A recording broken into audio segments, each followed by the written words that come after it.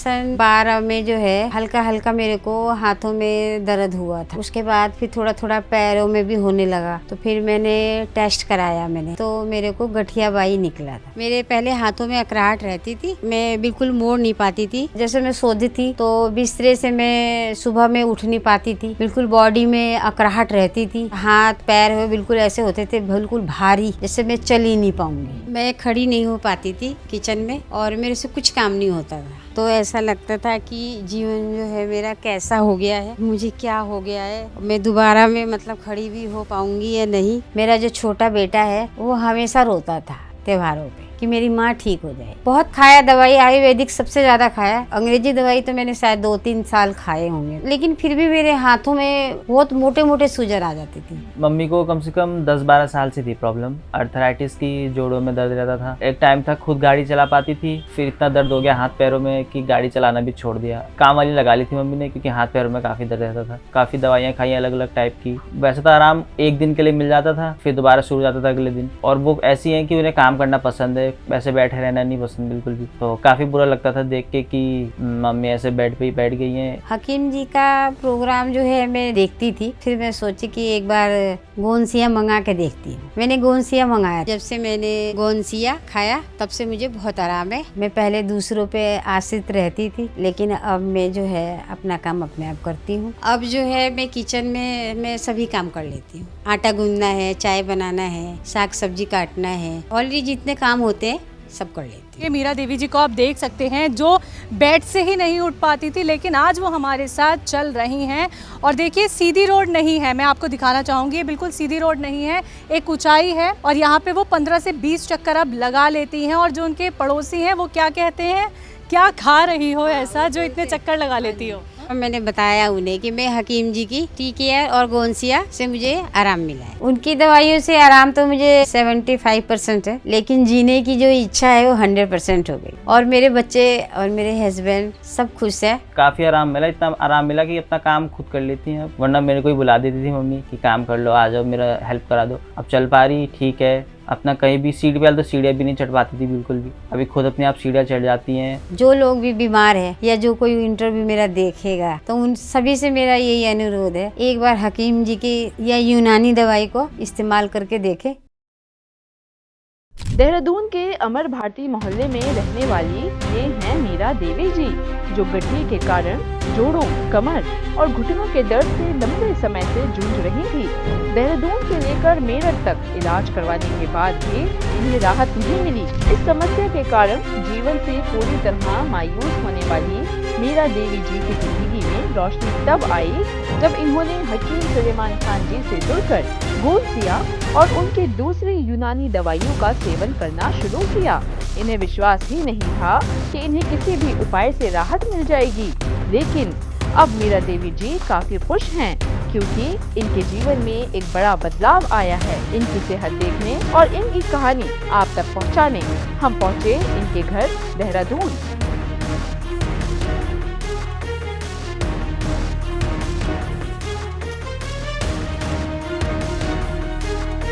Meera ma'am, हमने सुना था कि आपको जोड़ों में जो दर्द था उसमें आप चल फिर भी नहीं पाती थी, उठ बैठ तक नहीं पाती थी, लेकिन अब तो आप आसानी से हमारे साथ चल रही हैं और हमें आपने रिसीव भी किया है। हाँ जी, क्योंकि मुझे बहुत आराम है अब। हाँ जी। अच्छा, ये आराम आपको किससे मिला? गोंसिया और टी केयर। तो आपके घर में मैं सीढ़ियाँ भी देख रही हूँ मीरा मैम, यहाँ भी आप पहले चढ़ पा रही थी जब आपको दर्द की शिकायत थी? ना, पहले तो मैं नहीं चल पाती थी, और लेकिन ये है जब भी ज़रूरत पड़ती है तो मैं चली जाती हूँ थोड़ा। आपको दर्द की शिकायत कैसे हुई और कहाँ से शुरू हुई? मेरे पहले हाथों में अकड़ाहट रहती थी। देख सकती हूँ मैं आपके ये हाथ? हाँ जी। और जो है मैं बिल्कुल मोड़ नहीं पाती थी। जैसे अभी मोड़ के दिखाइए। अभी है, अभी मेरे हाथ बिल्कुल हल्के हैं। तो मैम काम करने के लिए ग्रिप कैसे बनाती थी? बस थोड़ी ग्रिप, क्या बस ये है कि काफ़ी देर आराम करती थी, तब थोड़ा बहुत जैसे थोड़ा पानी में सेक लिया तो उससे हल्का फुल्का फिर हो जाता था, तब मैं काम करती। हाथों के बाद फिर कहाँ बढ़ा आपके दर्द? पैरों में। पैरों में किस जगह? पैरों की उंगलियों में। फिर उसके बाद जो है धीरे धीरे मेरे घुटनों में आ गया था। अच्छा, ये मतलब ये जो उंगलियां मैं आपकी देख पा रही हूँ, क्या क्या लगता था? अकड़न लगती थी, सूजन रहती थी, क्या रहता था, दर्द रहता था? सूजन ही रहती थी, अकड़ाहट से रहती थी, सूजन और अकड़ाहट रहती थी। और घुटनों में कहाँ? ये इस जगह पे कितने % आराम लग रहा है? 70% आराम है। तो दर्शकों देखिए, मीरा जी हमें चल के दिखाएंगी और ढलान भी है इनके घर तक आने में और ये ऊंचाई भी है। तो मैम, पहले इस ऊंचाई पे चलने में आपको तकलीफ रहती थी? नहीं, मैं बिल्कुल नहीं निकलती थी इस रोड से, क्योंकि ढाल से मैं चल नहीं पाती थी, लेकिन अब मैं चल लेती हूँ। शाम में मैं वॉक करती हूँ और जो है घूम लेती हूँ। मैं कभी कभी इससे आगे भी चली जाती हूँ, और पहले तो मैं गेट से नीचे नहीं उतरती। तो आपके जो पड़ोसी हैं वो भी आपको देख के हैरान रहते होंगे कि अरे वाह। तो मैं बिल्कुल नहीं चल पाती थी, लेकिन अब मेरे पड़ोसी भी बोलते हैं कि अब क्या खा रहे हो, तो मैं बोलती हूँ जो भी खा रही हूँ सब बढ़िया है और ठीक हूँ मैं अब पहले से। मुझे लगता है कि गौनसिया के इस्तेमाल से, टी केयर के इस्तेमाल से ताकत भी आई है और जितनी तकलीफ आपने झेली वो भी कम हो गई है। हाँ जी, बिल्कुल, दोनों से मुझे बहुत आराम है।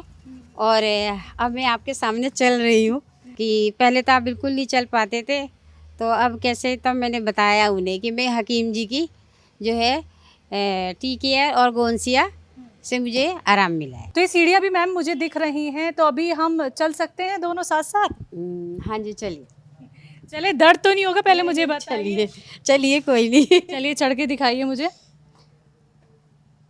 तो देख सकते हैं दर्शकों आप, मीरा मैम चल पा रही हैं सीढ़ियाँ तक। अभी आपने देखा कि कैसे वो ऊंचाई के रास्ते पे अभी हमें चल के दिखाया उन्होंने, और अब सीढ़ियाँ देखिए, खड़ी सीढ़ियाँ हैं ये जिन पे वो चल के हमें दिखा रही हैं। तकलीफ़ बहुत ज़्यादा झेली है, लेकिन उनकी तकलीफ़ किस हद तक कम हुई है यही देखिए आप, और ये मुमकिन हो पाया है गौनसिया से। मैम, पहले इस तरीके से चल पा रही थी आप सीढ़ियाँ? पहले नहीं चल पाती थी, मैं तो छत में आती ही नहीं थी। तो देखिए, महिलाओं के ऊपर घर की बहुत सारी जिम्मेदारी होती है और आप खुद अकेली घर संभालने वाली, आपकी कोई बेटी नहीं है, तो कितना मुश्किल हो गया था वो टाइम आपके लिए? वो तो टाइम मैं भूल नहीं सकती हूँ कि जब मैं कुछ काम नहीं कर पाती थी तो ऐसा लगता था कि जीवन जो है मेरा कैसा हो गया है। मैं पहले बहुत काम कर पाती थी और अब मुझे क्या हो गया है, मैं दोबारा में मतलब खड़ी भी हो पाऊँगी या नहीं, यही सोचती थी। तो बस हकीम जी भगवान बन के आए और जो है मैंने उन्हीं की दवाई जो है यूज़ किया और आज आप लोग देख रहे हैं। मीरा मैम, एक फ़ोटो मुझे दिख रही है यहाँ पे, ये आपकी है? हाँ जी, ये मेरी है। कितने साल पुरानी फ़ोटो है ये? ये 7 की है। 2007? हाँ जी, इसे मैं देख सकती हूँ उठा के? देख लीजिए आप। चलिए, मतलब ये आप हैं और कितना अंतर अब हो गया है, ये कैसे, ये बताइए मुझे। बस तबीयत खराब हुई, इसी वजह से जो है चेंज हो गया सब कुछ। तो दर्शकों देखिए, ये मीरा मैम है और ये 2007 की इनकी फ़ोटो है, और अब आप देख सकते हैं कि बीमारी की वजह से कितनी कमज़ोर ये हो गई। देखिए, ये अच्छी खासी हेल्दी थी, फिट थी, लेकिन बीमारी इस हद तक उनको हो गई कि आप देख लीजिए अंतर। एक तरफ मैम बैठी हुई हैं और दूसरी तरफ उनकी 2007 की ये फ़ोटो है। तो देखिए, बीमारी आपको क्या से क्या कर देती है, यही देखिए हम आपको दिखा रहे हैं मैम की फ़ोटो के ज़रिए। तो मैम, कभी कभी लगता होगा कि ये क्या हो गया है, कहाँ मैं इतनी फिट लगती थी, इतनी चबी चबी लगती थी, लेकिन अब बीमारियों ने मुझे ऐसा कर दिया। हाँ जी, लगता है मुझे कि मैं पहले कैसी थी और अब मैं कैसी हो गई हूँ, लेकिन ठीक है, जो भगवान करते वो। नहीं, आप अभी भी बहुत अच्छी लगती हैं, अच्छी बस मैम आप भगवान जी, के जी। आगे तो किसकी चलती है। अच्छा, ये हुआ कैसे, आपको बीमारी शुरू कैसे हुई आपको? ये सन जो है 12 में जो है हल्का हल्का मेरे को हाथों में दर्द हुआ था। उसके बाद फिर थोड़ा थोड़ा पैरों में भी होने लगा, तो फिर मैंने टेस्ट कराया। जब टेस्ट कराया मैंने तो मेरे को गठियाबाई निकला था। अच्छा।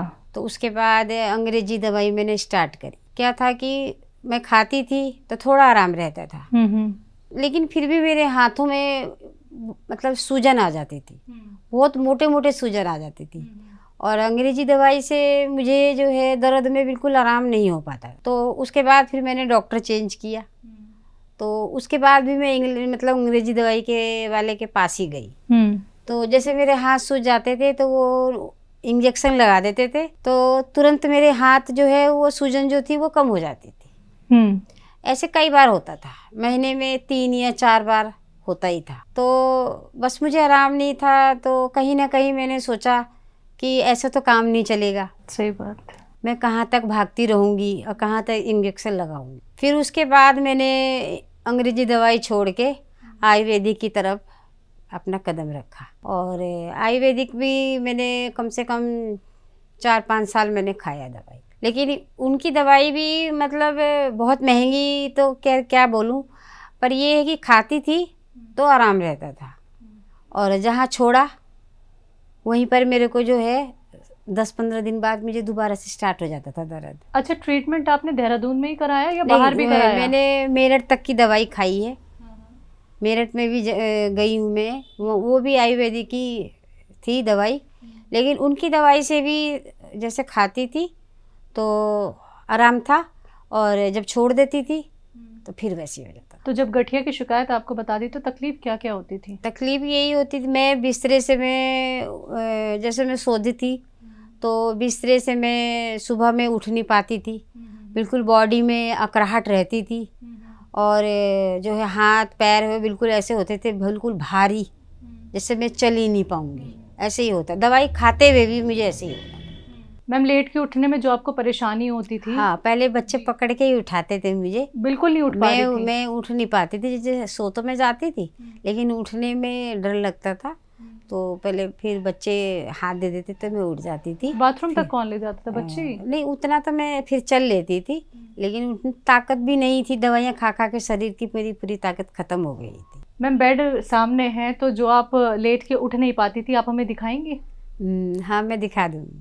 ठीक है जी मीरा मैम, तो आप हमें दिखाइए कि आप जब लेट के उठ नहीं पाती थी और अब कितनी आसानी हो गई है। ये देखिए, बैठ गई हूँ मैं, और मैं लेट के दिखा देती हूँ आपको, ये ठीक है। अच्छा, पहले जब आप उठने की कोशिश करती थी कितनी परेशानी होती थी? पकड़ के ही उठती थी। जैसे आपके बराबर में भी पिलो है तो, और इस साइड आपने ग्रिप बना रखी है, तो कैसे उठती थी? मैं उठ जाती हूँ, अभी मैं ऐसे उठ जाती हूँ, देखिए, पहले मैं नहीं उठ पाती थी। पहले बिल्कुल भी नहीं उठ पा रही थी आप? अच्छा, ठीक है। कमर में दर्द रहता था ना, तो इसलिए नहीं उठ पाती थी। चलिए, आप एकदम फुर्ती से उठ भी गई। चलिए आइए बैठते हैं।